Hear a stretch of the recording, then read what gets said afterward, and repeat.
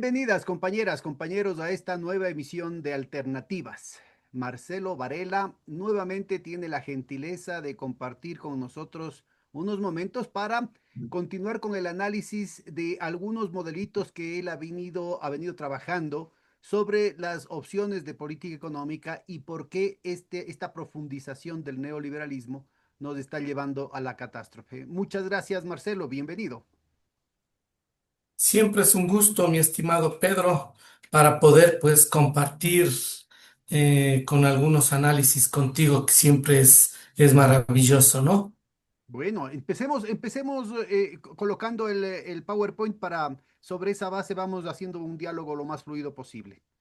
Ojalá podamos ser lo más didáctico, sobre todo para nuestra audiencia que no son economistas y no hay que espantar a nadie, porque estamos cerca de cómo es de Navidad antes que de Halloween.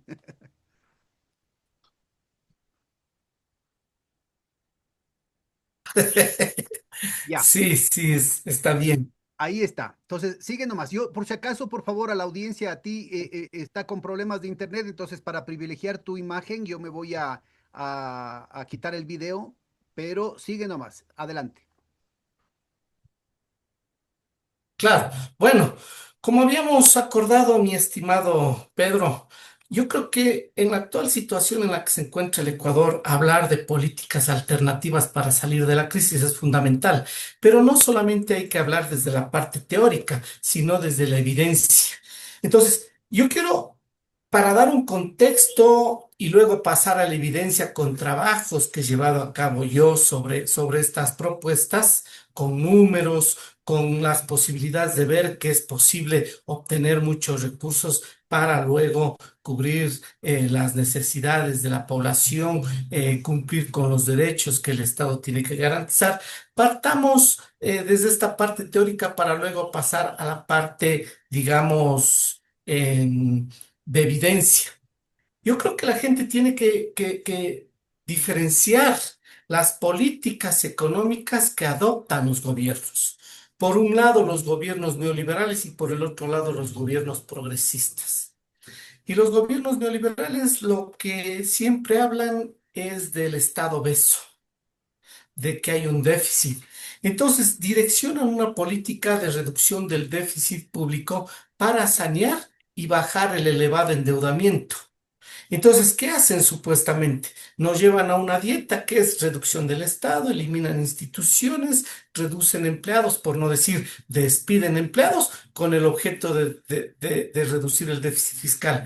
La pregunta es, ¿terminan reduciendo el elevado endeudamiento? No. Perdón, ¿Por te qué? hago, te hago Porque una esa pequeña nota al reducción... pie de página, Marcelo, porque cuando se dice que se reduce el Estado obeso, que se le pone a dieta al Estado, se olvidan de mencionar de que ellos, a todos ponen en dieta, mandan sacando empleados públicos, reducen todo lo que tiene que ver con el gasto social, pero cuando se trata de la plata que va para la oligarquía, ellos se perdonan los impuestos, como acaba de hacer Novoa y su combo, se dan más subsidios y se crean todo tipo de privilegios. Correcto, pero además, Pedro, destinan esos recursos de eliminar instituciones con reducción de servicios, de empleados públicos, eso lo destinan a pagar más deuda, supuestamente para para reducir el elevado endeudamiento que dejaron otros gobiernos cuando nos terminan endeudando más. ¿Por qué? Porque esa deuda, ese mayor pago de deuda, nos genera más activos y nos resta ingresos. Esa es la primera parte. Entonces, luego, ¿qué dicen ellos? Déjame Hay que... solamente pongo un recorderis para nuestra audiencia de la última sesión que tuvimos. El ejemplo de lo que está caracterizando Marcelo en torno a las políticas neoliberales es la proforma presupuestaria que acaba de aprobarse. En total son 46.000 millones de dólares y uno diría, ah, no, pero aquí hay un aumento del gasto. Creo que es un aumento del 12-13% del gasto en términos nominales. El problema es que nada de eso se cumple y se subejecuta el presupuesto. Vamos viendo por qué. Primero porque, como bien decía hace un momentito Marcelo, ¿no es cierto? Una parte fundamental es más deuda. ¿Cómo se genera más deuda? Provocando adrede necesidades de financiamiento que podrían suplirse cobrando, por ejemplo, a Claro cobrándole, a Movistar cobrándole, a las grandes mineras, a los grandes bancos, a los grandes exportadores, a la propia familia del presidente. Pero no se le cobra eso, entonces hay un hueco, ¿no es cierto?, de casi 11 mil millones de dólares que no se tiene cómo financiar. De eso tienen que ponerse sincerotes con 5.000 y pico, que le llaman déficit fiscal, pero el resto aparece encubierto bajo distintas modalidades contables. Ahora, de esos 46 menos 11 nos quedan 35. De los 35, 15.000 millones de dólares van a ir al servicio de la deuda externa el año 2016. Justo lo que acaba de decir María. Correcto. Y es además una repetición de lo que ya ha Exactamente. pasado en el 2025, en el que hay como 11.000 millones de dólares que se ha pagado, y en el 2024 que fueron 8.500 millones de dólares. Y lo grave de todo esto es que se sigue pagando la deuda y en lugar de reducirse la deuda aumenta. Adelante. Correcto. Esa es la idea de lo que ellos aplican como políticas. Y dicen que llevan a cabo esta reducción del Estado. eh, y en realidad el gasto no se reduce, sino lo destinan más al pago de deuda, es para obtener la confianza del mercado y con ello acceder a crédito, a mayor crédito y a menor costo. Ese es el cuento, ¿no? Entonces, esto lo definen. Entonces, pagamos mayor, hacen mayor pago de deuda para que el riesgo país sea menor. Entonces, el riesgo país no muestra en realidad la condición de que la economía está bien. Muestra que están pagando más, justo lo que tú decías, 9.000 millones del 2023, 11.000 millones del 2024 y el 2025 llegaremos casi a 12.000 millones y el 2026 se piensa pagar 15.000 millones de dólares de deuda. Es decir, si sumamos lo que se ha pagado en deuda los últimos 3 años, incluido esto, y lo que se va a pagar el siguiente año, ya deberíamos de haber pagado la deuda, pues 15.000 del siguiente año, 12.000 de este año, 27.000, 11.000 del anterior, 38.000 y 9.000 del anterior, ya 47.000, es decir, ya tendríamos pagado gran parte de la deuda, pues, y la deuda crece en vez de reducirse. Entonces, este es el cuento y es la política que aplican. Y como tú decías, y eso vamos a analizar, porque las políticas con evidencia, los modelos econométricos y los resultados alcanzados se direccionan a cobrar al que más tiene. Ya vamos a ir viendo eso. Y luego dicen, con esto se va a alejar las posibilidades de default y el retorno de la confianza en las bolsas, entonces podremos emitir bonos soberanos. Pero este mayor endeudamiento no solo es para garantizar deuda, sino incluso para adelantar mayor pago de deuda. Y esto, obviamente, con el pretexto del acceso a los mercados financieros.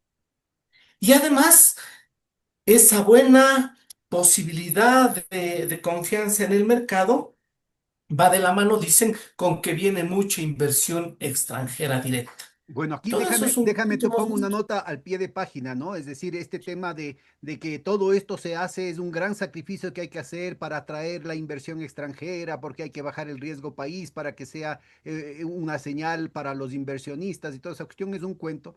Y acordémonos que no necesariamente con las políticas progresistas se está dejando a un lado esta situación, porque la estabilidad, el crecimiento, el aumento de la demanda, el bienestar de la población también generan una estabilidad que atrae a la inversión. Acuérdate que en la época de Correa el riesgo país llegó a 325 y En junio de dos mil con catorce, gobiernos ¿no?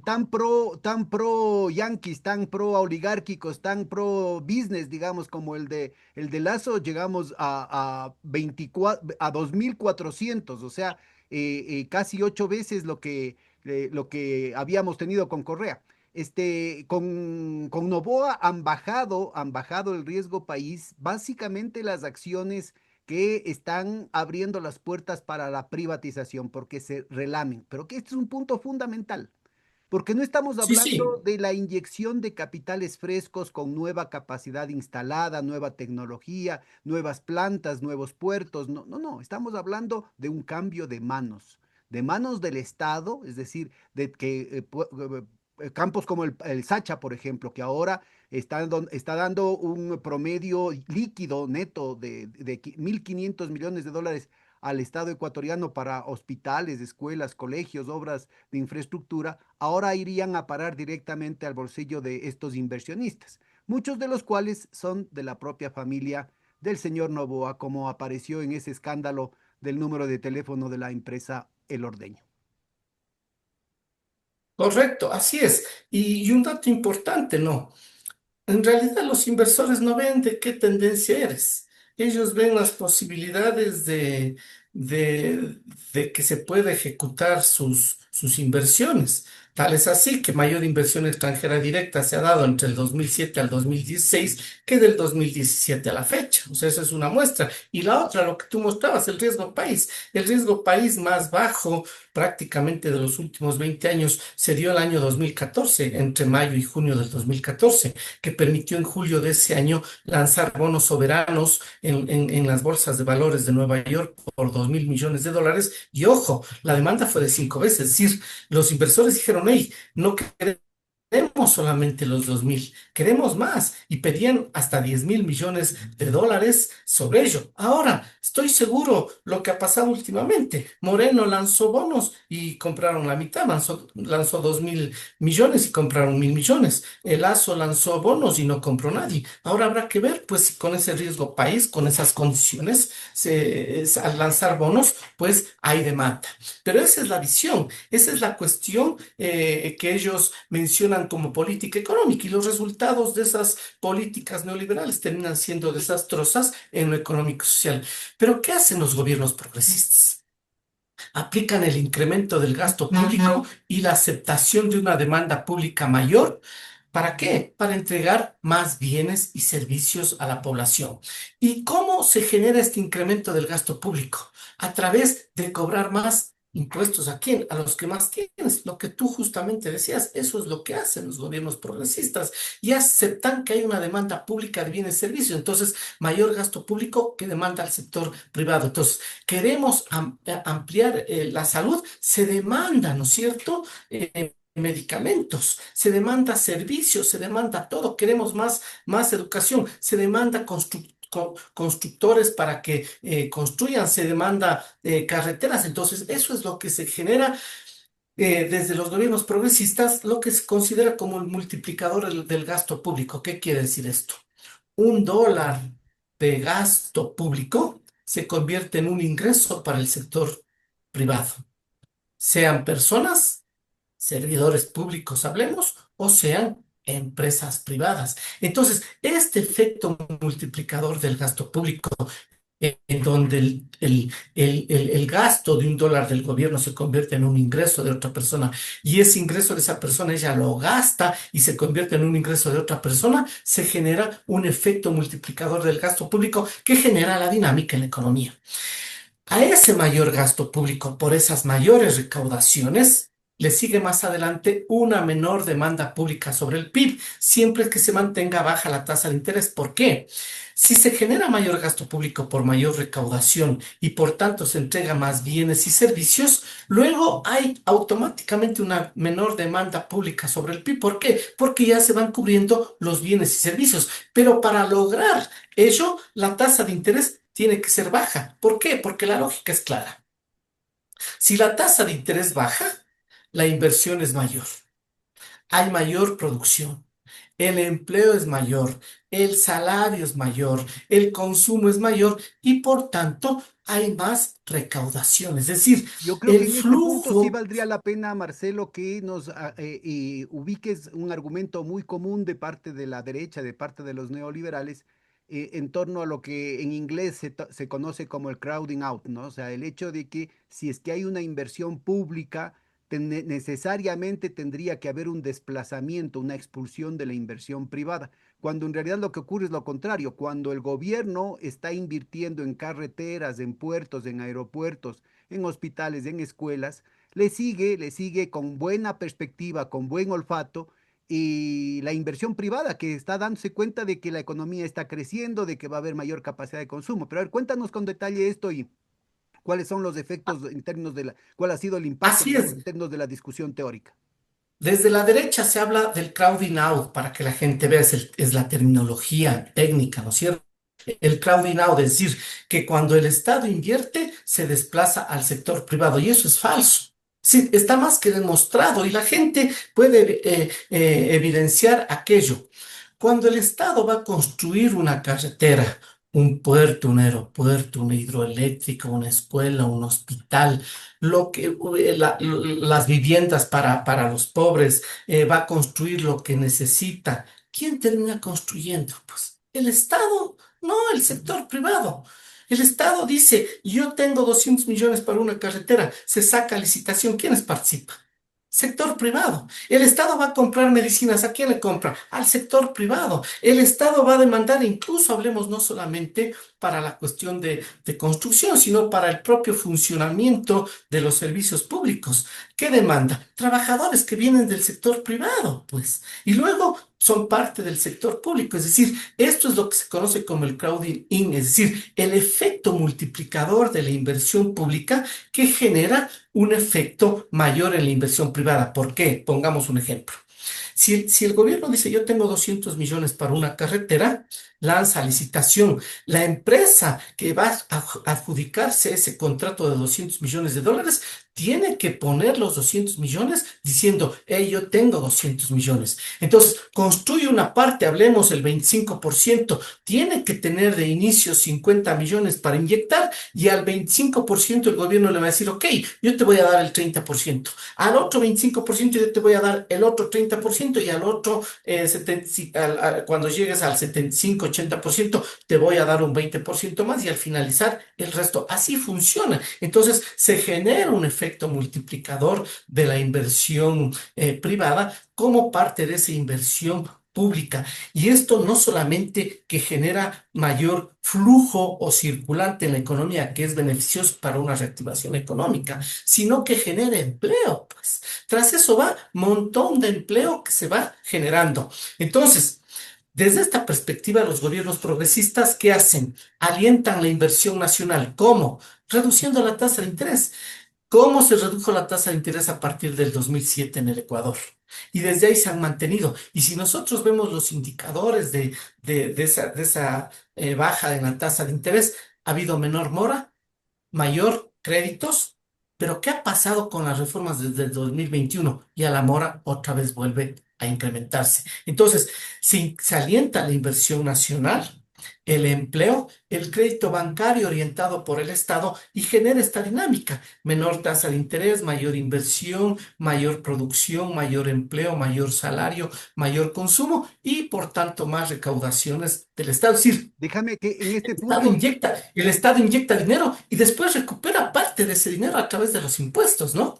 déjame que en este punto te ponga una nota al pie de página medio anecdótica. Cuando tuvo la gentileza Correa de ponerme de ministro de Coordinación Económica, teníamos una de las tareas, había que justamente bajar las tasas de interés, pues no, porque estaban en una situación altísima, imagínate en dólares, a pesar de que se hizo inmediatamente después de la dolarización esto que se llama un desagio.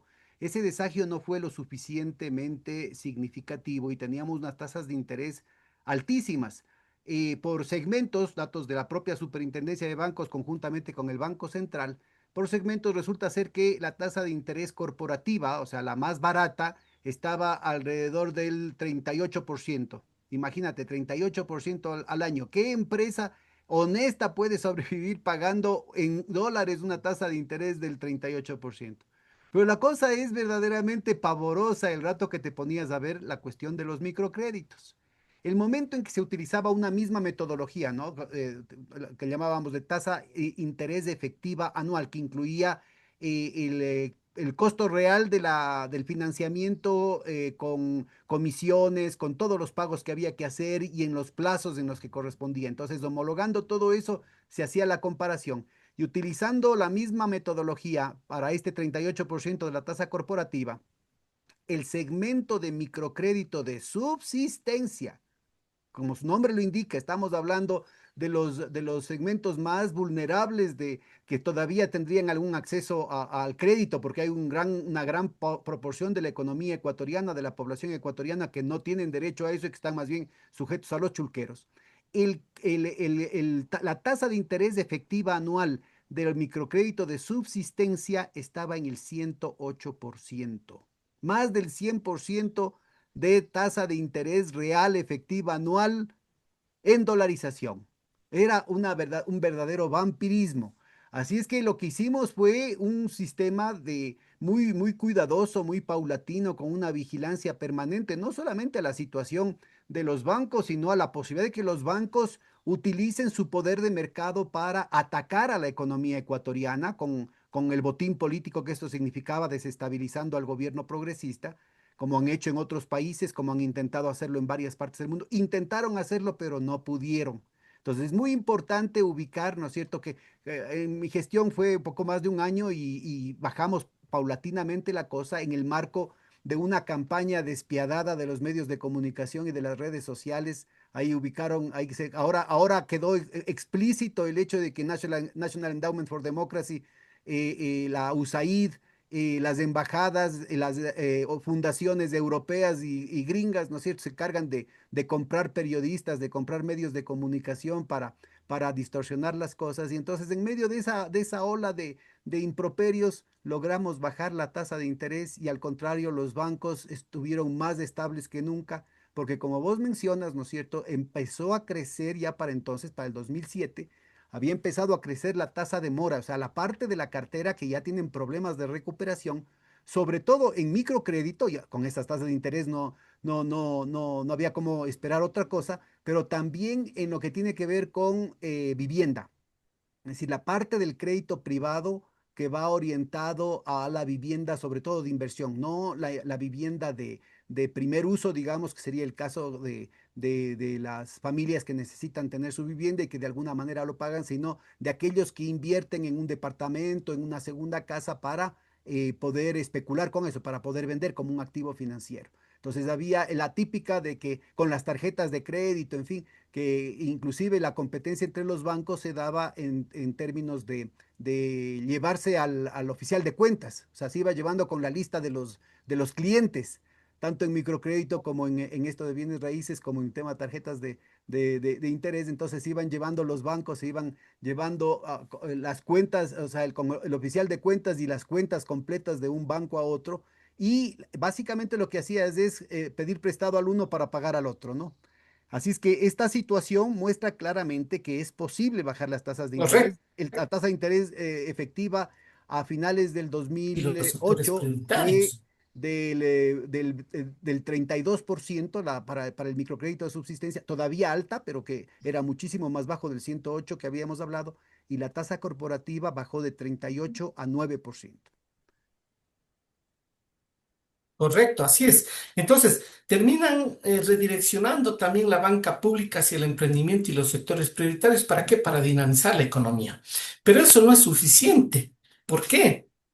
Porque los resultados tienen unos objetivos. Entonces, la política económica tiene que ir hacia el crecimiento económico, el pleno empleo, la estabilidad de precios, la distribución de la renta y la riqueza y el equilibrio de la balanza de pagos. Si el Estado deja de gastar e invertir, va a haber menor crecimiento económico. ¿Por qué? Vámonos a la ecuación del PIB. Producto Interno Bruto es igual a consumo. El consumo está en función del nivel de empleo y de los salarios. Más inversión pública y privada. Hay que bajar las tasas de interés y generar más inversión privada, pero a la vez más inversión pública, más gasto público para generar más bienes y servicios para la población y exportaciones netas. Es decir, las exportaciones tienen que ser mayores y las importaciones menores. Esto es lo que obviamente lleva ese crecimiento económico en estos objetivos de la política económica, cuando el rol del Estado es fundamental para un equilibrio en la balanza de pagos. Y entonces toda esa inversión pública, todo ese gasto público que genera empleo, esa intervención en la tasa de interés a través de política monetaria que genera estabilidad de precios. ¿Por qué? Porque al haber menor tasa de interés, como explicaba Pedro, lo que se hizo cuando él fue parte de este gobierno que generó buenos indicadores económicos y sociales, al reducirse la tasa de interés, no solo que se reduce la mora, se incrementa la inversión, la producción. Al incrementarse la producción, los precios se estabilizan. ¿Y esto qué va generando? Distribución de la renta y la riqueza. ¿Por qué? Porque el gobierno aplica política fiscal para cobrar a los que más tienen. Ya vamos a centrarnos en esa política fiscal. Y obviamente todo eso lo reenvía ¿a quién? A los que más necesitan. No es solo transferencias monetarias. Estamos hablando de más educación, de más salud, de más vivienda, de más, digamos, derechos, acceso al agua potable, acceso a saneamiento, etcétera. Todo eso con reducción del déficit de vivienda. Todo eso, obviamente, son parte de estos objetivos de la política económica. Y luego vienen las medidas de política económica que se tienen que implementar. Y esto es lo que obviamente implica que las políticas tienen que sostenerse en el tiempo. Entonces, ¿qué es lo que se hizo en 10 años? ¿Qué es lo que se ha hecho en estos casi 9 años? En esos 10 años se aplicó políticas desarrolladas a corto plazo o coyunturales a través de qué política fiscal. Se hizo una reforma fiscal o tributaria del 2008 que permitió que las recaudaciones pasen de 4.000 a 12.000 millones de dólares. Una política monetaria en la que se redujo la tasa de interés, como decía Pedro, incluso a la mitad en el microcrédito ampliado, ¿no? Una política exterior en donde hay que ir no de viaje, de paseo a las finales de la Fórmula 1, etcétera, no.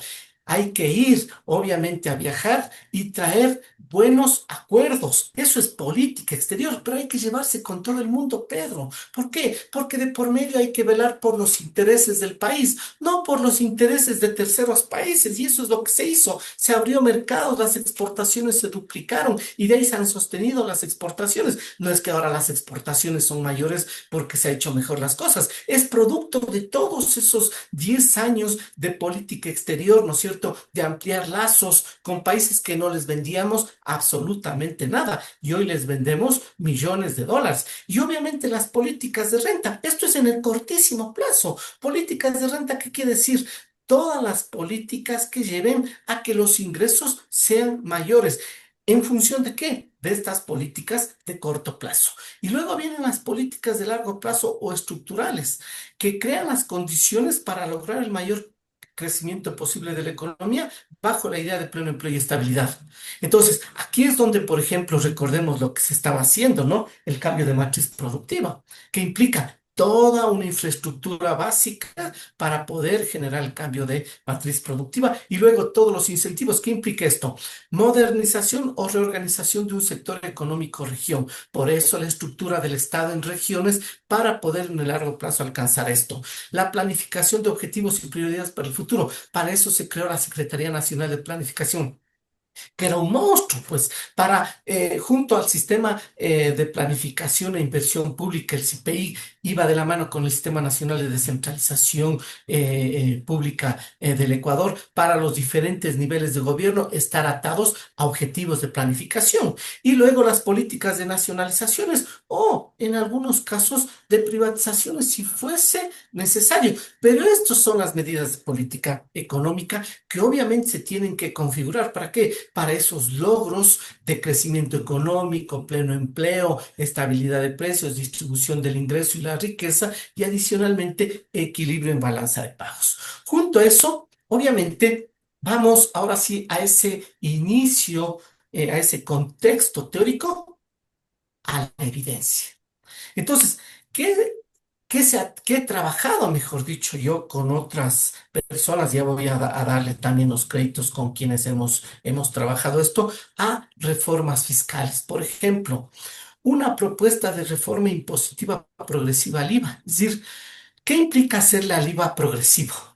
Cambiar lo que hoy pasa. ¿Qué pasó con los 3 puntos de incremento al IVA? Afectó a los que menos ingresos tienen. Entonces, aquí se hace una propuesta y con modelos econométricos vamos a ir viendo los resultados de cuánto se podría alcanzar generando cambios, obviamente, en las condiciones de ingreso, pobreza y desigualdad. Para esto, se aplicó. Y esto es importante mencionar que esta reforma parte de un modelo que un ecuatoriano con el que trabajamos unos 4 años, que es profesor de la Universidad de Celis, Javier Jara, propuso un modelo a la Universidad de las Naciones Unidas, a un Wider, propuso un modelo que se denomina Equamod. En ese Equamod, obviamente que yo también fui parte, publicamos conjuntamente con Javier Jara ese modelo Equamod, puede obviamente hacer todas estas simulaciones fiscales. Y una de esas simulaciones fiscales es esta reforma impositiva progresiva al IVA. Entonces, ¿qué se definió? Se definió una línea base, productos con tasa cero y 12%, Para nuestra y audiencia, la línea 12%. base va a ser el punto de comparación, son los números con los que se hace la comparación después con los cambios que se están proponiendo del IVA. Exactamente. Entonces, se definió, digamos, como base variables con 0% IVA. Por ejemplo, lo que necesita la mayor parte de la población: pan y cereales, carne, pescado, leche, queso y huevos, aceite y mantequillas, frutas, vegetales, arriendos pagados por los hogares, agua, recogida de basura, alcantarillado, electricidad, productos farmacéuticos, productos médicos, servicios dentales, servicios paramédicos, servicios hospitalarios, todo lo que es trenes, carreteras, acceso, vías fluviales, transporte, libros, vacaciones, educación en todos los niveles, tarifas educativas para todos los niveles, el seguro de vida, el seguro de salud, el seguro de transporte. Esto se consideró como línea base, productos que tienen que tener IVA cero. Y el resto de productos, IVA del 12%. Entonces, con eso se estableció un parámetro para ver cuánto, respecto al actual escenario recaudatorio, cuánto se recogería. Y luego se puso la siguiente, digamos, escenario uno. Del grupo de productos grabados con IVA 0%, estos 33 modelos que los dije, se direccionaron 4 productos a un IVA grabado con 8%: aceite y mantequillas, otros productos médicos, seguros de vida, Entiende, seguros de y se salud y seguros de intentó, a ver, transporte. traduzcámoslo al cristiano Marcelo, porque estás bien, bien tecnócrata. A ver, de los 33 productos, ¿no es cierto? Escogieron cuatro, que son aceite, mantequillas, otros productos médicos, seguro de vida, seguro de salud y seguro de transporte, al que se le puso el 8%. ¿Estoy bien? Exactamente, no al 12, al 8%, porque actualmente son al 12%, al 15%. Entonces se le puso al 8%, es decir, se les redujo a la mitad. Luego viene un escenario 2 de los productos grabados con IVA al 12%, que son 84 productos. También se les baja a la tasa impositiva del 8%, 14 productos. ¿Qué productos se recomienda aquí bajarlos del 12 al 8%? Y los productos que se señala son el café, el té, la cocoa, las aguas, las alfombras, electrodomésticos, pequeños aparatos eléctricos del hogar, utensilios de hogar, equipamiento de telefonía, juegos, juguetes, restaurantes, servicios de hospedaje, pelutería. ¿Para qué? Para generar un efecto sistémico, pues activar, por ejemplo, la hotelería, evitar, obviamente, ¿no es cierto?, que las familias paguen más para poder tener todo en su hogar. Y luego, obviamente, en la reforma 3 de esos productos que tenían IVA 12%, incrementémosles al 18%, que son los que un pequeño grupo accede, por ejemplo, y también para salvaguardar la salud. ¿Cuáles serían Productos de esos productos a los que se les, de consumo suntuario a los que se les subiría el IVA al 18%? Exactamente. Entonces, por ejemplo, joyas y relojes,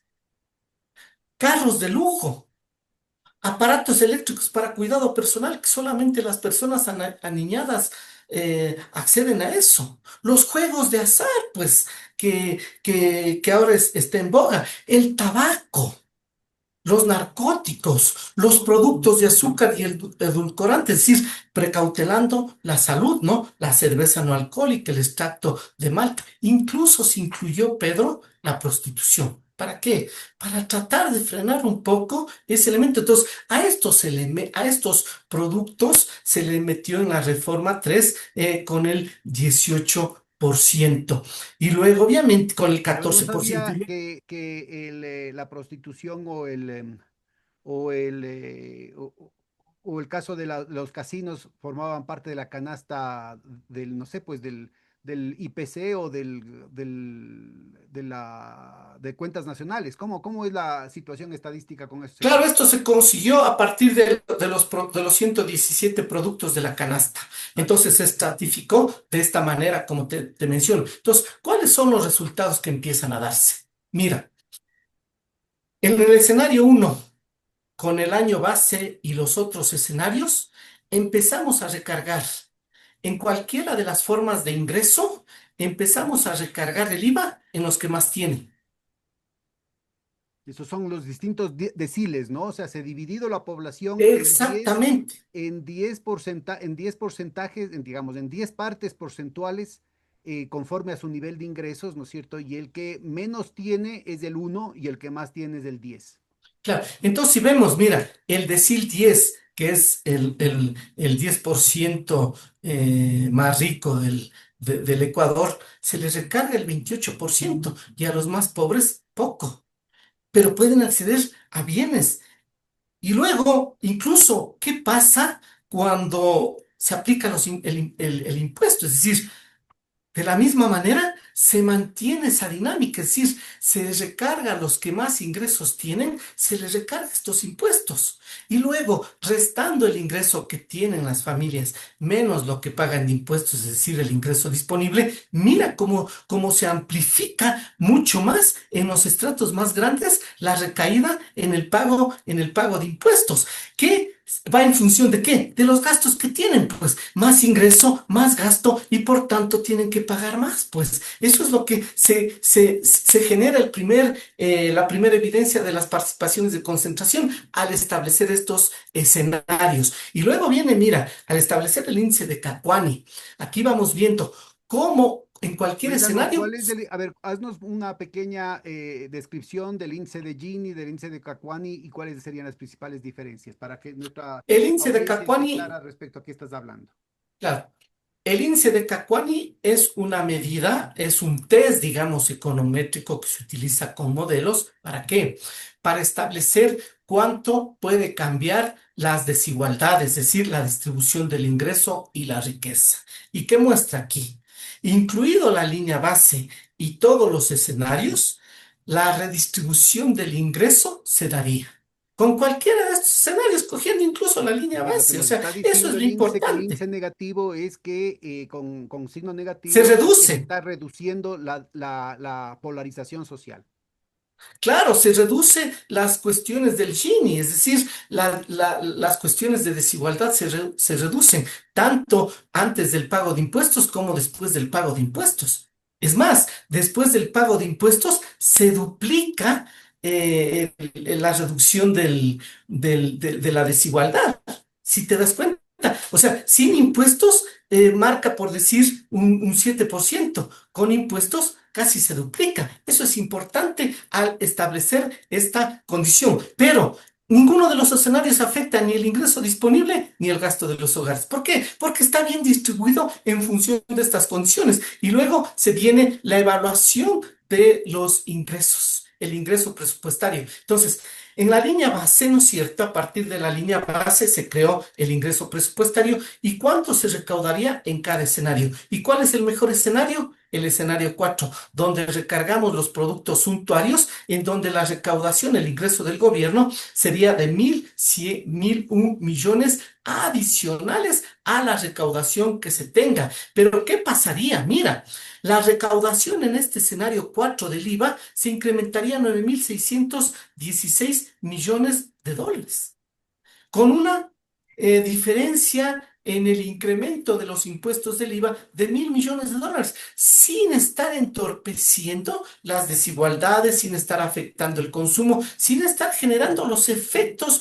contra el consumo y contra los ingresos de las familias más pobres en el Ecuador. ¿Qué es lo que ha sucedido con el 3% del IVA? Y luego viene los efectos de las reformas de política sobre la distribución del ingreso. Entonces, ¿qué vemos? Mira, no se afecta más bien se termina reduciendo en cualquier nivel, se termina reduciendo, pero en mayor medida en los de menores ingresos, se termina reduciendo en el escenario uno, en el escenario 3 y en el escenario 4, se termina reduciendo No, pero de lo que fuertemente yo las alcanzo a ubicar brechas en la distribución del ingreso. en el escenario 4 sí hay una afectación de los deciles más pobres también, ¿no? Claro, el escenario 4 es donde más efecto distributivo se genera, pues, pero también en el escenario 3 y en el escenario uno. En el escenario 2 no tanto, pero se reduce, pues, o sea, cualquiera se reduce, pero es el escenario uno, el escenario 3 y el escenario 4 donde se reduce más las brechas de ingreso, las brechas distributivas en el Ecuador. Y luego analizamos la pobreza por ingreso y la desigualdad según escenario de la reforma. En la línea base, ya la pobreza se reduciría en 12,73 puntos y la extrema pobreza en 3 puntos se reduciría. ¿Qué pasa en los otros escenarios? Sucedería exactamente lo mismo. Es más, el escenario 4 se reduciría la pobreza en un porcentaje, digamos, de medio punto porcentual adicional y de 25 puntos, de 0,25 puntos en la extrema pobreza. Es decir, este ejercicio de estas políticas alternativas, obviamente muestran en la evidencia no solamente una forma de recaudar más, que a veces se piensa que ese tiene que ser el fin de la política fiscal, recaudar más. No, el fin de la política fiscal es generar la cuestión distributiva. Y si después de la cuestión distributiva recaudamos más porque estamos cobrando más al que más tiene y por tanto él termina pagando más y se genera cuestiones distributivas, cuestiones de reducción de la pobreza y la desigualdad, es mucho mejor. Pues entonces hay que apostar, es decir, mira, esto muestra la posibilidad de que se puede generar políticas que permitan, ¿no es cierto?, que las condiciones económicas y sociales mejoren. Pero Hay que también, hacer acuerdo solamente para como referencia. Han habido varios estudios. El primero de ellos hace más de 25 años, de Rob Bossi y Mauricio León, que mostraban claramente que a diferencia de lo que pasa en Europa, en el que la diferencia entre lo que vos llamas ingreso de mercado y post fiscal, o sea, ingreso post fiscal, quiere decir el ingreso que tenían antes de impuestos y el ingreso que tenían después de impuestos los distintos deciles, o sea, cada porcentaje de la población. Y en el caso de Europa había un fuerte efecto redistributivo y progresivo de parte de la acción fiscal. En el caso del Ecuador era al contrario. La gente más rica se hacía todavía más rica después del efecto fiscal por el efecto de los subsidios que hemos conversado. Y esto, bueno, se correcto. han replicado varios ejemplos, Juan Ponce, y han habido otros estudios, inclusive una tesis reciente, lastimosamente no recuerdo el nombre de la compañera que hizo hace unos 7, 8 años, en el que mostraba que en la época de Correa, perdón, el estudio de esta compañera además era una culminación de una serie de estudios que hicieron del Instituto de Estudios Fiscales, que era parte del SRI. Creo que Ujú. este es de un chico Carvajal, de un chico eh, Ibarra, que estuvieron justamente trabajando este tema y mostraban claramente que en la época de Correa se logró revertir un poco la tendencia, pero ya en este estudio de esta chica, que son hace solamente 3 años, ya mostraba que en el gobierno de Lenín Moreno rápidamente se revirtió a favor de los ricos. Así es, correctamente, porque la acción fiscal va direccionado a generar reducciones en las brechas de desigualdad. No es un efecto recaudatorio. Lo que pasa que al aplicar esa acción fiscal de impuestos progresivos para cobrar al que más tiene, obviamente se recauda más. Pero lastimosamente en el Ecuador se aplicó solamente impuestos progresivos a las personas, eso hay que decir, faltó todavía construir en el gobierno del presidente Correa los impuestos progresivos a las empresas. De eso yo haría referencia, también tenemos un programa grabado en ese caso, con una tesis que hicieron en la central Oscar Jaramillo y Richard Ramírez, con las estadísticas que habían de la industria, ¿no? Y entonces tenías justamente lo que vos mencionas, y claramente se ve una concentración brutal del no pago de impuestos, pongámosle así, es decir, de la diferencia entre lo que debían pagar y lo que efectivamente pagan, precisamente en las ramas con mayor concentración de mercado, de poder de mercado. Correcto, entonces mira.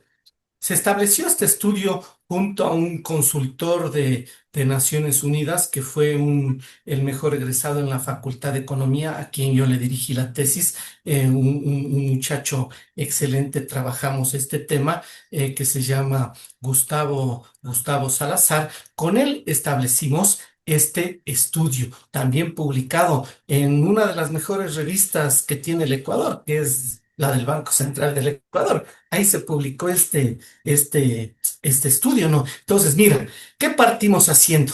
Analizando desde el 2012, porque había información a la Superintendencia de Compañías solo desde el 2012, todas las compañías hasta el 2021.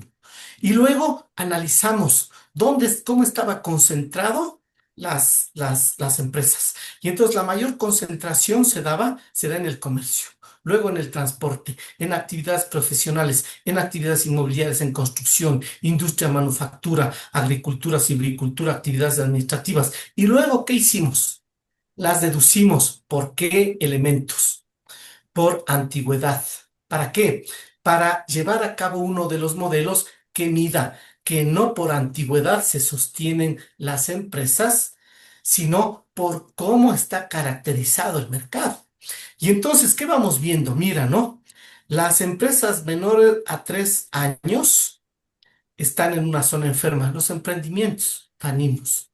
¿Por qué? Porque las grandes empresas que están en zonas saludables, las grandes corporaciones, las que se mantienen por años en Ecuador, les terminan afectando a las mayores empresas. Entonces, acá puede haber 10 empresas y acá puede haber 100.000 empresas, pero ellas están en una situación, digamos, no tan buena como estas empresas de acá, que generalmente son las grandes empresas. Y luego empezamos a analizar, esta parte es fundamental, el esfuerzo impositivo. Es decir, ¿qué tipo de empresa paga más o tiene un mayor esfuerzo impositivo respecto a su participación? Y entonces encontramos que las microempresas tienen un mayor esfuerzo impositivo. Es decir, ellas terminan pagando más respecto a cómo están en el mercado. Y el resto de empresas, incluso las grandes que pueden concentrar hasta el 80-90% del mercado, el esfuerzo impositivo es menor a las microempresas que son parte de ese 15-20% Totalmente restante. consistente con esta tesis que te cuento que hicieron estos chicos de la Central, Ramírez y Jaramillo.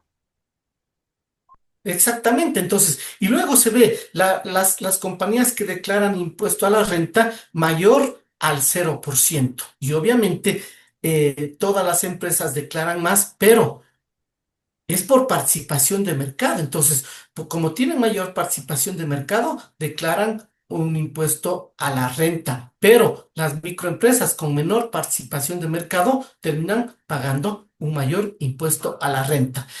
Y aquí vienen los Discúlpame, ¿podrías resultados. regresar para que expliques, léele por favor el tema, el concepto de esfuerzo promedio, de esfuerzo impositivo promedio, para que nos El explique. esfuerzo impositivo promedio abarca las compañías que, como está en la nota, mira, reportan ingresos mayores a cero. Es decir, las empresas que no reportaron ingresos, se les excluyó, ¿no? Esos fueron los errores ese fue el primer, digamos, corrección de error que se llevó a cabo. Y quedándonos con el 99,6% de las compañías grandes, el 99,3% de las más pequeñas y el 51 de las microempresas. ¿Este esfuerzo impositivo hace referencia a los ingresos brutos o de las ganancias netas? Respecto a la ganancia, es decir, ¿cuánto sobre la ganancia paga? Y Para que entonces nos demos terminan cuenta, pagando mucho compañeras, más. compañeros, vean la injusticia, ¿no es cierto? Para el Claro, trabajo, es o decir, sea, los ingresos del trabajo tienen unos impuestos que están, no sé, pues dependiendo de la actividad, dependiendo de la forma como le hacen los impuestos, pueden estar entre el 15 y el 25%. En cambio, los ingresos al capital, que son las empresas, están en menos del 1,5%. Así es, a las grandes. Pero mira, es importante entender esto, Pedro. ¿Qué implica esto? Las microempresas tienen menos ganancias, pero pagan más. Las grandes empresas son las que se llevan la mayor parte de las ganancias y pagan apenas esto. Y las pequeñas y medianas, que digamos no es que tienen un tamaño grande, también terminan pagando menos. Es decir, ¿en dónde está recayendo en las empresas la recaudación? En las microempresas. Y cuando se ha aplicado porque hay que diferenciar cómo es la remisión tributaria del 2015 con la remisión tributaria del 2018 y las recientes. Varían. La del 2015 fue a beneficiar a las microempresas. El 90% de las empresas que se beneficiaron con la revisión tributaria del 2015 eran microempresas. ¿Qué pasó en las últimas del 2018, el 2021, el 2024? Las remisiones este año, digamos, ¿no? Las remisiones tributarias beneficiaron a las grandes empresas. Eso hay que tener claro. ¿Por qué? Porque dicen, sí, en el gobierno de Correa también se aplicó remisión tributaria. Sí, pero una remisión tributaria que terminaba beneficiando a las microempresas. Pues es decir, no todas las remisiones tributarias son iguales, igual que no toda deuda es buena. La deuda buena es la que va a infraestructura, a inversión. La deuda mala es la que va a pagar deuda o a gasto corriente. Entonces, Ahora no sí, y todo es igual. solo haciéndote una nota al pie de página lo que decías sobre las remisiones. Yo creo que en todos los casos debería hacerse una evaluación ex post para ver cuáles son los beneficios para el fisco, porque se supone que lo que se está es regularizando la situación de los morosos, con lo cual se pasaría la página, pero a cambio de recuperar parte de lo que de lo que no se ha pagado. En el caso de las remisiones tributarias del gobierno de Correa, se hicieron en el marco de un proceso de ajuste, o sea, de reformas tributarias que aumentaban las tasas de imposición. Y los efectos Ujú. están a la vista. Aumentó la recaudación del impuesto a la renta en todos los niveles y sobre todo en las grandes empresas. Por eso es lo que se logró hacer esta estadística de los 210, creo que llegaron a establecerse con precisión 210 grupos monopólicos a los que claramente hubo un aumento importante en los niveles de recaudación. Y esto, digamos, filtró hacia otros sectores, inclusive buena parte de los políticos, sobre todo de la derecha, que tienen sus fortunas, de lo que pagaban 200, $300, empezaron a pagar hasta, que en el caso de Lazo creo que llegó a pagar hasta 3 millones, ¿no? Entonces, de lo que prácticamente había que darles caridad a los pobrecitos, se vieron obligados a declarar, ¿no es cierto?, con un poquito más de veracidad lo que tenían. En cambio, Claro, desde la mal llamada Ley de Fomento Productivo de agosto del 2018 para acá, que ha habido, cada gobierno ha hecho sus propias remisiones regalonas con plata ajena, lo que tenemos es la barbaridad que se ha hecho pública, ¿no es cierto?, en el caso de la propia familia Noboa, ¿no? Entonces, los datos lastimosamente no han salido, porque los últimos datos, no sé si vos tengas datos más recientes, los últimos datos que pude chequear en la página web del SRI eran del 2023. Yo no he visto que haya una actualización de esos datos, pero esos de los datos grupos económicos, ¿no? de los que no pagaban, de los morosos, pero esos datos Ajá. de los morosos hacen referencia a acciones legales que se tomaron exclusivamente durante el gobierno de Correa. Desde el gobierno de Moreno, el SRI no ha emprendido acciones legales para cobrar lo que las grandes empresas no pagan. Este es un tema muy importante que probablemente se replica en el caso del IES. Acordémonos, en la ley de agosto del 2018, en la ley mal llamada de fomento productivo, se hacía una remisión, o sea, se hacía una oferta regalona con plata ajena de 4.600 millones de dólares acumulados entre capital e intereses y mora de deudas ante el SRI de las grandes empresas y de 2.600 millones de deudas que tenían las grandes empresas con el IES. De eso nunca se supo cuánto en efectivo se recaudó y en las siguientes remisiones resulta ser que, inclusive en esta que presentó Novoa, ¿no es cierto?, puso en los considerandos que en el caso del IES se habían acumulado otra vez 2.600 millones de dólares en morosidad de la patronal y no se aclara cuánto de eso es la parte de las cuotas de la patronal que no se han pagado y cuánto de eso tiene que ver con las retenciones que las empresas, las grandes empresas han hecho a los trabajadores. En el un caso es un asunto administrativo y en el otro caso es un asunto penal.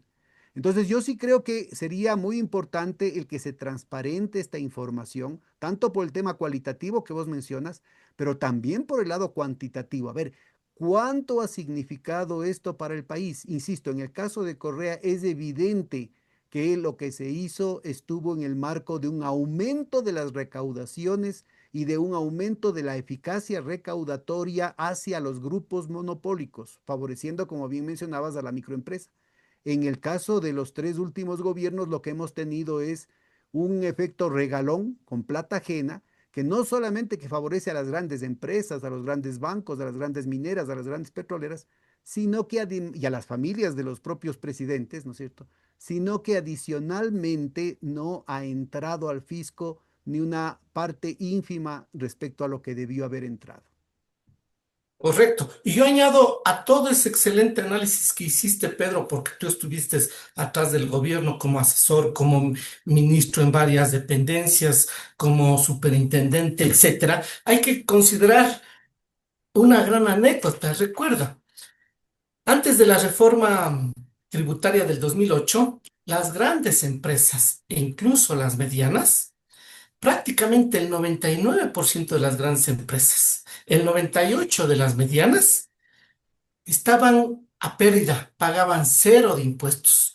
Cuando se hace el 2008 la reforma en la que se dice las empresas que no tengan pérdidas tendrán que liquidar, ¿qué pasó? Automáticamente ese 99% de empresas grandes y medianas que no pagaban impuestos porque pobrecitas estaban a pérdida, empezaron a obtener ganancias a partir de la reforma del 2008. Eso también es importante porque esa evidencia se la realizó cuando yo trabajaba en la Flaxo. Tenemos toda esa evidencia. Entonces, eso también es importante. Entonces, esa reforma llevó a que estos pobrecitos que siempre estaban a pérdida y mantenían las empresas por décadas a pérdida para poder seguir dando trabajo, ¿no es cierto? Porque ellos son grandes generadores de empleo. Se aplicó la reforma y automáticamente empezaron a pagar. ¿Y qué pasó? En 10 años se triplicó la recaudación tributaria. Así como el PIB se triplicó, igualmente la recaudación tributaria se triplicó. Pero ese asunto quedó pendiente y como tú dices, venían obviamente trabajando al respecto. El gobierno de Moreno tenía que continuar con estas políticas progresivas para las empresas, pero ya sabemos qué pasó, pues todo el plan de gobierno con el que ganó lo echó al traste y empezó a aplicar políticas neoliberales, que si se hubiese aplicado la normativa, el señor debió de haber sido destituido, pero recuerda que no dieron paso pues para la revocatoria de mandato de Moreno, así como estoy seguro no darán paso a la revocatoria de mandato de Noboa. Y Entonces, para muestra basta un botón, ¿no? Que volvieron las malas prácticas porque nuevamente la declaración de impuestos del propio presidente Daniel Noboa muestra una cuestión asimismo de dar pena, ¿no? Pobrecito, pobrecito. Y resulta ser que apareció en ese Porsche sin placas y poniéndole al guagua en peligro y yéndose en contra de las leyes de tránsito en el asiento de adelante. Es decir, ¿con qué plata se compró ese Porsche si estaba haciendo una declaración tan exigua, ¿no? correcto. Entonces, todo esto lleva a pensar cómo están las condiciones hoy y cómo estaban antes. Y luego, mira, ¿no? Empezamos a analizar a través de este modelo de datos de panel, analizar varios modelos. El modelo de mínimos cuadrados ordinarios, el modelo ARIMA, el modelo de efectos aleatorios, de efectos físicos y la conjunción de todos los modelos. ¿Y qué vemos? En cualquier modelo, los resultados son efectivos. Es decir, lo que se muestra de la afectación a las microempresas, lo que se muestra que los impuestos, esta parte es fundamental. ¿Qué muestra esto? Que la afectación, que los impuestos, en primer lugar, no afectan a los ingresos de las grandes empresas, sino más bien a los que más esfuerzo impositivo tiene. Entonces, los demás esfuerzo impositivo son los que obviamente se ven afectados los ingresos. Es decir, una microempresa que tiene ingresos de 100.000 al año y tiene que pagar de acuerdo a este porcentaje, ¿no es cierto? Tiene que pagar $2.000, se le afecta pues el ingreso para la actividad. Pero una empresa que tiene 100 millones de ingresos, 100 millones de ganancias y que tenga que pagar 145.000, no le afecta pues el ingreso. Entonces aquí se empieza a ver cómo en cualquier modelo muestra que, ¿no es cierto? Que el ingreso obviamente se ve afectado en función de qué, del esfuerzo impositivo. Bueno, ahí tendría que haber pagado, en el caso de alguien de una empresa que vende, que tiene ganancias, pues por 100 millones, tendría que haber pagado 1.450.000, ¿no? En promedio. Claro, y luego mira, cuando se hace el otro modelo donde se aplica la antigüedad de las empresas, donde se aplica el impuesto a la renta causado, donde se aplica el patrimonio, la liquidez, la cobertura, etcétera, ¿qué vemos? Que esta reforma impositiva no afecta ni liquidez, no afecta ni patrimonio, no afecta ni a la antigüedad. Es decir, van a cerrar porque les estamos cobrando más impuestos. Es decir, este modelo muestra que no va a afectar ni liquidez, no va a afectar ni patrimonio, no va a afectar ni la antigüedad, no va a haberse, no se van a cerrar empresas. Es decir, el mismo efecto que sucedió, recuerda, cuando se hizo el 2008 la reforma a los contratos petroleros, ¿qué se dijo? El cambiar los contratos de participación o a contratos de prestación va a hacer que todas las empresas huyan del país. Asimismo, es el cuento con el impuesto a la renta. Entonces dicen, si se cobra más impuesto a la renta, las empresas más grandes, ellas irán del país, ellas cerrarán. Aquí muestra que no, porque no se afectará ni liquidez, no se afectará ni patrimonio, ni se afectará la antigüedad. Es decir, el modelo es evidente y con estos resultados se propone la propuesta de cobro del impuesto a la renta. ¿Y qué se termina deduciendo aquí? Recuerden que esto es con información de los estados de pérdidas y ganancias, de los estados financieros de todas las empresas en la Superintendencia de Compañías, que es información pública. Está colgado en la página web. Con esa información de la página web trabajamos esto. Entonces, ¿qué empezamos a ver? Las empresas grandes tienen que cobrarse entre el 32,5% al 35%. Las medianas entre el 27,5% al 30%. Las pequeñas entre el 22,5 al 25%, es decir, entre rangos menores hasta los actuales que están pagando. Pero las microempresas son las que pagarán entre el 0% y máximo el 20%. ¿Qué empresas? Las empresas que obtienen ganancias entre 50.000 a 100.000 dólares. Entonces, esto es importante, pues, mostrar. Es importante mostrar cómo esta propuesta de cobro se tiene que ir llevando a cabo. Entonces, ¿qué es lo que va definiendo la prevalencia de las empresas? Entonces, la mayor parte de las microempresas estarán pagando entre el 0 y el 10%, el 70%. El otro 20% entre el 10 y el 15% y el restante 10% de las microempresas entre el 15 y el 20%. Las pequeñas, el 74% estarán en rango hasta el 22,5%, el 25% hasta el rango del 22,5 al 25%, las medianas el 68% entre hasta el 27,5% y el 32% de las medianas estarán pagando impuestos entre el 27,5% al 30%. Pero, ¿qué pasa en las grandes empresas? Estás diciendo que son tasas sobre las ganancias líquidas, ¿no? Por supuesto, el impuesto a la renta se paga sobre las ganancias. Ingresos menos gastos. Entonces, esto es sobre las ganancias, la prevalencia. Entonces, ¿qué implica esto? Eso, Que las por que favor, más solamente ganan tienen que... como una alerta a nuestra audiencia, cada una de estas columnas, ¿no es cierto?, suma el 100%. Entonces, lo que está diciendo es que las grandes empresas, ¿no es cierto?, del 100%, el 61, el 62% pagarían el 32,5% Correcto. de impuesto a la renta y el 38% el 35%. En cambio, de las microempresas, el 70% pagarían menos del 10%. o del 0 al 10%. Habrá unas que paguen 0, otras que paguen 1, 2, 5, 7, pero el 70% están en el rango hasta el 10%.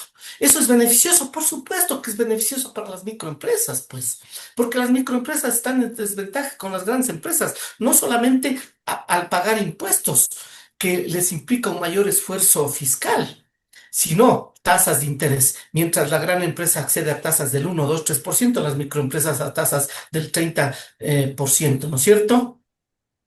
El tarifario eléctrico, las grandes empresas a tarifario eléctrico de 2, 3, 4 centavos, las microempresas al tarifario eléctrico residencial, comercial, es decir, donde ejercen su actividad económica, es decir, grandes desventajas que tienen que corregirse con estas políticas. Entonces, ¿qué es lo que se estima aquí? Se estima, obviamente, que el proceso recaudatorio, con la aplicación de este modelo al hacer el ejercicio, incrementaría el impuesto a la renta en las empresas en el 34%. Si el impuesto a la renta el 2024 fue de 7.800 y se parte línea base ese año, esto representaría un incremento de 2.658 millones de dólares con esta reforma progresiva a las empresas. Beneficioso, por supuesto, porque damos liquidez, damos sostén a las microempresas, no les afectamos como actualmente se les viene afectando, y a estas de acá no se les va a afectar, señores. Ellas van a seguir ganando millones de millones de millones. Lo que ahora van a ganar es unos milloncitos menos, pero seguirán ganando. Pero así es como tiene que aplicarse, así es como los países desarrollados, donde los índices impositivos son altos. Se entrega mucho bienestar porque este incremento en las recaudaciones que les permite a los gobiernos dar mucho bienestar a su población. Y luego finalizamos con un modelo alternativo que se incluyen otros impuestos que graven la riqueza y no solamente el consumo. Entonces, mira, esto parte de los análisis anteriores. Por ejemplo, mira, el sistema fiscal progresivo para las empresas parte el año base 2.658, es decir, lo que se recaudaría aplicando esta tasa. Entonces, de aquí, aplicando esta tasa, ¿cómo serían las recaudaciones posteriores? Entonces, ¿qué se propone? Se propone no solamente este sistema fiscal progresivo, sino la creación de un impuesto al patrimonio. En el Ecuador no hay un impuesto al patrimonio. Las empresas, el único impuesto que tienen las empresas en el Ecuador es solamente el impuesto a la renta, no tienen ningún impuesto. Un impuesto al patrimonio que representaría el 1,2% del PIB y lo que en el año base generaría un impuesto a los activos. Las más grandes van concentrando activos, entonces, ¿qué es lo que hacen, no? Ay, yo voy a poner a inversión, entonces, con la ley de fomento productivo del 2018, si invierte, ya no pagan impuestos. ¿Pero qué están generando? Pues activos y patrimonio. Entonces, hay que cobrarles, hay que entrar en ¿Podrías, por esa favor, este dinámica. me parece que es un punto muy importante. ¿Podrías ilustrar, sobre todo a nuestra audiencia, lo más pormenorizado y didáctico que puedas, por favor, Marcelo? ¿Cómo Sí. los distintos, sobre todo las leyes Trole, ¿no? Todos estos paquetes de decretos, leyes de emergencia de los presidentes Moreno, Lazo y Noboa han ido favoreciendo a las grandes empresas y han ido reduciendo los ingresos del Estado, porque a veces la gente no se da cuenta de que si es que el presupuesto siempre está, el presupuesto del Estado siempre está desequilibrado, siempre hay un déficit, es debido a todas estas exenciones y todos estos regalos generosos que hacen los presidentes con plata ajena para favorecer a sus amigos. A ver si nos puedes dar al menos algunas referencias que me parece que nuestra audiencia debe tenerlas muy presentes. Sí, por ejemplo, la propia ley de fomento productivo que menciona que las empresas que invierten, ¿no es cierto?, tendrán deducciones hasta entre 8 a 12 años de impuestos, es decir, no pagarán impuestos entre 8 a 12 años. Pero si esas empresas están ubicadas en frontera, puede llegar hasta 18 años la exoneración del impuesto a la renta. La pregunta es, ¿qué Cero, empresas cero de pueden llevar impuesto a a la cabo renta, procesos de inversión? es decir, 0% de impuesto a la renta Perdón, durante no te 18 años. entendí. Que lo que nos estás diciendo es que Claro, estaríamos disculpando la totalidad de impuestos durante 18 años, y esto incluye las mineras.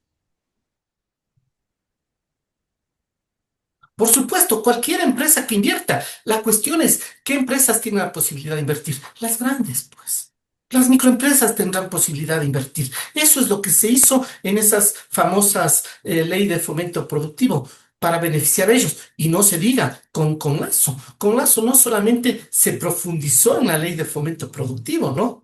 Sino que se eliminaron impuestos. Incluso en Moreno, la gente se bajó el impuesto que regulaba los arriendos, el impuesto que regulaba el precio de la construcción, el precio de la vivienda. Se comió en el siete veces sí, la gente esa ley se bajó, recuerda, Pedro, en el siete veces sí se comió la gente sin saber el perjuicio que se estaba generando, se comió esos impuestos. Y luego con Lazo se eliminaron impuestos, recuerda los impuestos a las herencias, los impuestos, varios impuestos al sector externo, el IVA, incluso se propuso las devoluciones de IVA, de ICE a las empresas. ¿Quiénes son ellas? Las grandes exportadoras, las grandes importadoras, que son las empresas dueñas del gran capital. Entonces, a ellas se ha venido beneficiando y se sigue beneficiando. Se eliminó el impuesto a la salida de divisas, que beneficia solamente a las grandes corporaciones, porque incluso desde el Código de la Producción del 2009, y mejor dicho, en su reforma del 2012, ¿qué sucedió? La inversión extranjera directa está protegida, puede sacar su plata sin pagar impuesto a la salida de divisas. ¿Quiénes pagan impuesto a la salida de divisas? Las empresas nacionales que no están mostrando reinversión y que sacan plata afuera. Todo eso también se ha bajado, pues, en el gobierno de Lazo y se ha mantenido en el gobierno de Noboa. Ya no hay un impuesto a la salida de divisas. Entonces, frente a eso, qué se propone? El incremento del impuesto a la salida de divisas al 10%, es decir, si se bajaron el impuesto que era del 5%, no cobremos solo el 5%, cobremos el 10%. ¿Para qué? Para proteger la dolarización, para proteger los dólares. Y si viene inversión extranjera directa, el impuesto a la salida de divisas no le afecta. ¿Por qué? Porque eso consta en el Código de la Producción desde el año 2012. Es decir, la inversión extranjera directa está protegida de este impuesto a la salida de divisas. Pedro, eso también hay que mencionar, porque esto es lo que se miente. Ah, es que esto afecta, por eso no viene la inversión por el impuesto a la salida de divisas. Falso. El Código de la Producción protege la inversión extranjera directa y ellos pueden sacar sus beneficios de aquí sin problema. Hay que volver al anticipo del impuesto a la renta. Los aranceles al comercio exterior. Hay que volver y hay que ampliar los que estaban. La ampliación representaría $780 más de los 1.700 que se recaudaba. Se recaudaría por aranceles al comercio exterior para proteger la producción y el empleo, es decir, limitar una restricción a las importaciones que se bajó en julio del 2017 el gobierno de Moreno, representaría $780 millones adicionales a lo que se recaude. El impuesto del 10% a las ganancias extraordinarias de la banca y de los grupos económicos, que podría representar unos 400 millones. Hay que procesar el petróleo en derivados con esta misma plata que se obtendría, que representaría obviamente ingresos adicionales de 3.800 millones de dólares. Los propios estudios de Petroecuador muestran que para que se incremente la producción y podamos nosotros procesar la gran parte del petróleo crudo que tenemos en nuestras refinerías, se necesita 2.200 millones de dólares para repotenciar las refinerías, que nos permita que obviamente la gran parte de importaciones se reduzcan y esto permitiría obtener ingresos por 3.800 millones de dólares. Es decir, aplicar el sistema fiscal progresivo representaría 2.658 millones. Crear un impuesto al patrimonio, 1.280 millones. Crear un impuesto a los activos, 2.806 millones. Incremento del impuesto a la salida de divisas al 10% representaría 2.200 millones.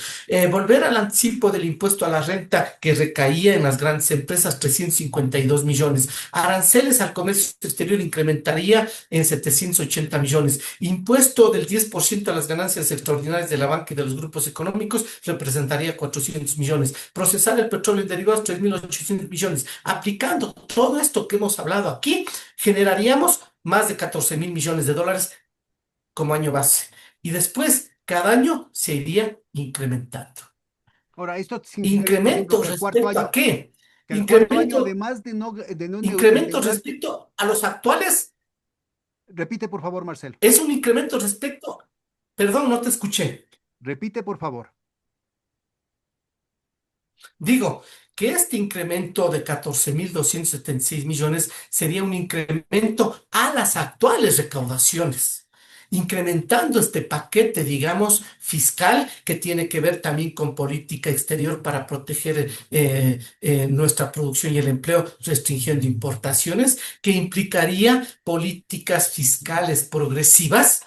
Tendríamos un incremento adicional. Por eso es los incrementos, los ingresos a obtenerse con estos nuevos impuestos adicional a los que tenemos. Y luego cada año se iría incrementando. Y la proyección que se muestra al año 4 es que al año 4 tendríamos incrementos de impuestos, que es lo que corresponde a toda la recaudación del presupuesto 2026. Entonces, hay maneras, por supuesto. ¿De qué depende esto? Primero, voluntad política y segundo, de que frente a los gobiernos no haya intereses de poder económico o financiero.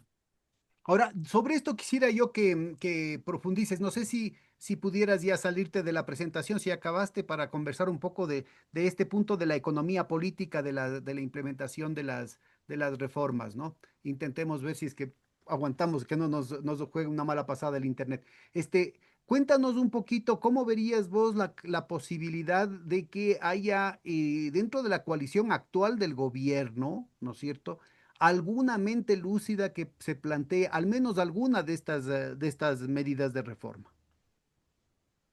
Ese es el problema, es decir, si el gobierno invitara, sí, sin cuestiones ideológicas, deslindándose del poder económico que él tiene, e invitara, porque actualmente en el gobierno no hay ninguna mente como para decir haz esto, pero si él invitara a sectores progresistas e invitara para analizar todos estos temas y tuviera la voluntad política, podríamos salir de la crisis. Porque de lo contrario, mientras no haya voluntad política, no se podrá llevar a cabo. Ahora, aquí viene la cuestión.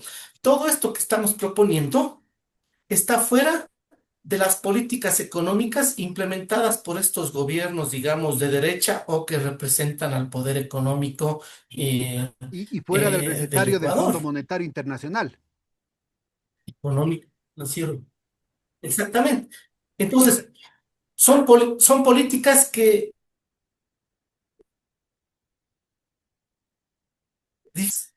y de ahí la importancia, ¿no es cierto?, de pensar a futuro en la parte política sobre una gran coalición progresista, más que de las izquierdas, progresista, en donde obviamente activas que nos permita realmente salir de la crisis. Que esto, como vemos, no es de la noche a la mañana. Esto es todo un proceso que arranca, que si hubiese continuado el 2017, Pedro, tenlo por seguridad que ni la pandemia nos impactaba, ni hoy estuviésemos en la situación que estamos. El problema viene porque se genera una disrupción o ruptura de la política económica de largo plazo a partir del año 2017, al llevar a cabo el 2017 y se profundiza el 2018 con los acuerdos con el FMI, al ir estableciendo el cumplimiento de las políticas cualitativas, reformas normativas y cuantitativas, reformas fiscales a partir de los acuerdos con el FMI, pues. Ahora, yo creo que esto sí Entonces, vale la pena se- que enfatices y nos cuentes un poquito, porque este es un cuento que he oído no solamente a los economistas de derecha, sino a alguna gente progresista que dice, lo que pasa es que la política del gobierno de Correa era insostenible en el largo plazo porque era muy exigente en términos de la inversión pública.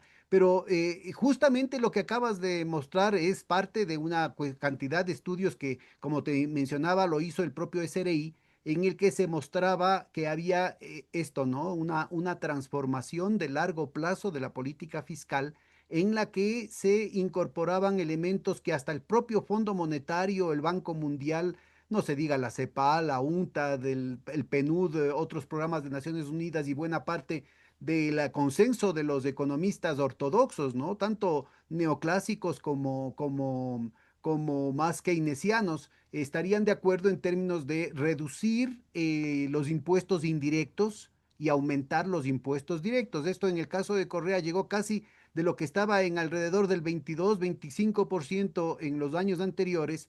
Los impuestos directos llegaron a estar casi cerca del 50%. Nuevamente, desde el gobierno de Moreno lo que tenemos es una reversión de esa tendencia y una caída brutal hasta los últimos años, ¿no? El aumento del IVA obviamente es parte de este criterio oligarca en el que no tienen nada de técnico, los que han estado en el Ministerio de Finanzas no tienen nada de técnicos, porque lo que hicieron fue transformar este proceso gradual, ¿no es cierto?, de aproximarse al manejo técnico más ideal hacia una situación de abuso por parte y patrimonialista por parte de las oligarquías. Lo mismo se podría decir en torno al tema de del pago de impuestos de parte de los grupos monopólicos. Ya hasta las estadísticas ya no hay. Cuéntanos un poquito cuál es tu criterio respecto a esto, cómo operativamente, qué es lo que se tendría que hacer para recuperar el manejo técnico del Ministerio de Finanzas. Lo que se tendría que hacer primero es llevar a cabo, ¿no es cierto? El Ministerio de Economía y Finanzas ahora es el que define la política económica, es decir, estructurar estas políticas económicas para estabilizar la economía en el corto plazo. ¿A través de qué? De lo que mencionamos, política fiscal. Hay que llevar a cabo reformas tributarias progresivas, tanto desde los impuestos directos como de los impuestos indirectos. Hacerle al IVA que ya no sea un impuesto indirecto. ¿Qué implica un impuesto indirecto? Que termina afectando a los que menos ingresos tienen, a los más pobres. Convirtámosle en un impuesto progresivo, ya no en un impuesto indirecto, y dejémosle los impuestos indirectos solamente para el ICE, para el IVA a las exportaciones, al comercio exterior, otras formas, y convirtamos la mayor parte en impuestos progresivos. Esa es la primera parte. ¿Esto qué implica? Una cuestión de reforma de política fiscal que tendría que pasar por la Asamblea. ¿Qué implica? Un gobierno que adopte estas medidas tiene que tener mayoría en la Asamblea para que esto sea aprobado.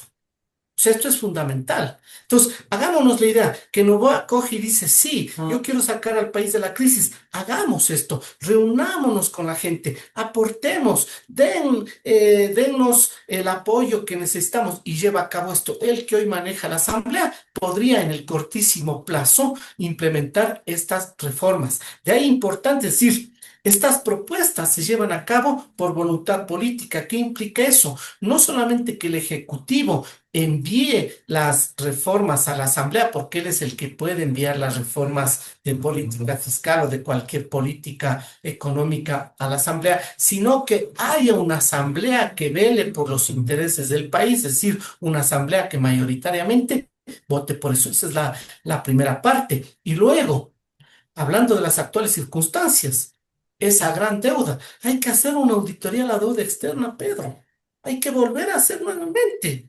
No sabemos dónde se ha ido ese incremento de más de 45.000 millones de dólares en estos 8 años de Moreno, Lazo y Noboa. No sabemos dónde se ha ido. Hay que hacer no solamente una auditoría de la deuda externa, sino hay que llevar a cabo necesario y prioritario una, digamos, un perfilamiento de la deuda. ¿Qué implica esto? En vez de pagar 15.000 millones de deuda, paguemos 10.000 y entremos a negociar, ¿no es cierto? La deuda en otras condicionantes a mayor plazo, en diferentes formas, por canjes, por naturaleza, etcétera. Y utilizar los 5.000 millones que se va a pagar en deuda, utilizar inyectando a la inversión pública, desde los gas, desde el propio gobierno. ¿Para qué? Para generar, ¿no es cierto?, las condiciones de mayor reactivación económica a través de ese mayor flujo de dinero en la economía. ¿Qué también tiene que hacer el Ministerio de Economía y Finanzas?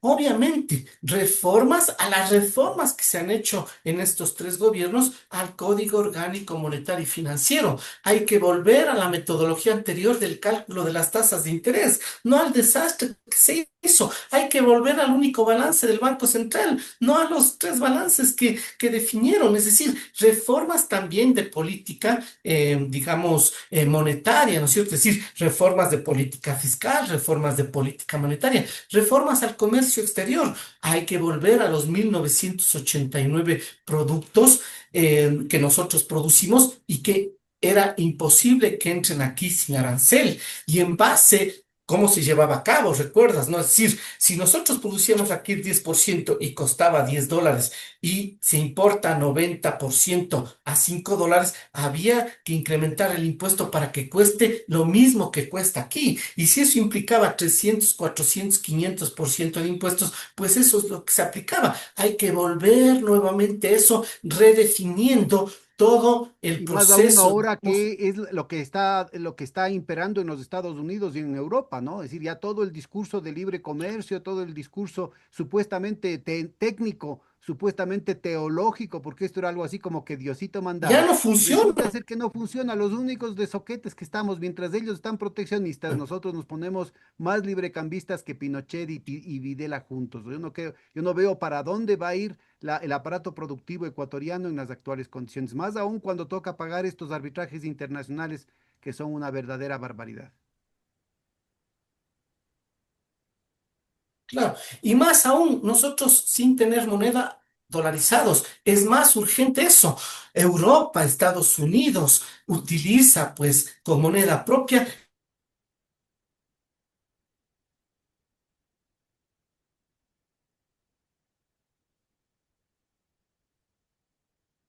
Repite, por favor, repite esto, se cortó, Estos procedemos liberalizar. podrías repetir Eso estos de últimos dolarizar no 30 protege la segundos, por favor, producción. Marcelo, que se cortó? Sí, sí, hecho. Sí, lo que te decía. Esos países, Estados Unidos, Europa, se protegen a través de estas políticas de interior con aranceles, ¿no es cierto? No solamente para proteger su producción y el empleo. Teniendo ellos moneda propia, hacen eso. ¿Por qué? Porque hay que proteger la producción y el empleo. Nosotros, sin moneda, país dolarizado, pretendemos liberalizar los mercados. Entonces, entran más importaciones. ¿Qué implica que entren más importaciones? Sacamos más dólares. Es decir, es necesario e imperante en nuestro país dolarizado, sin moneda, que volvamos a esos aranceles y salvaguardias que nos permita proteger la dolarización y también nos permita proteger la producción y el empleo. Y luego, todo esto que va a ir generando, no solamente estabilidad económica, todo esto va a ir de la mano con políticas de rentas, porque si se expande la economía, si se está protegiendo la producción y el empleo y se obtiene como resultado exportaciones netas porque las importaciones son menores, ya que hay más aranceles y por tanto no reemplazan nuestra producción y no se afecta el empleo, esto va generando ¿qué? Más empleo, más salarios, más masa salarial, la participación de las remuneraciones sobre el ingreso, es decir, las políticas de renta serían resultados automáticos de la aplicación de estas reformas a política fiscal, política monetaria y política de comercio exterior o política exterior. Entonces, eso es lo que se tiene que llevar a cabo en el Ecuador para salir de la crisis y esto tiene que ser un consenso, esto tiene que ser voluntad política, esto tiene que haber mayoría en la asamblea y esto tiene que ser bien direccionado, explicándole a la gente los beneficios de esto. ¿Para qué? Para contrarrestar los seguros, ¿no es cierto? Procesos negativos llenos de mentiras del poder económico a través de la gran prensa y medios de comunicación que son los que generalmente transmiten en estos procesos estas falsedades que últimamente los hemos visto en nuestro país. Sí, yo creo que también hay una responsabilidad de parte de la academia, ¿no? Ojalá, esta es una gran contribución al debate, nadie tiene el monopolio ni de la iniciativa, ni de la verdad en estos temas, pero que ojalá pudieran discutirse, que se ubique claramente que es mentira, que no hay otra alternativa que no sea más privatizaciones, más ajuste y más miseria para el pueblo ecuatoriano. Muchísimas gracias, Marcelo. Una gran contribución, un esfuerzo muy importante que ojalá pueda ser replicado. En esta modesta ventanita dejamos abiertas las puertas para otros economistas que quisieran exponer sus alternativas ante una situación tan grave como la que se viene. 2026 va a ser un año durísimo para el Ecuador y para toda América Latina. Muchas gracias, un gran abrazo. Un abrazo, chao Pedro.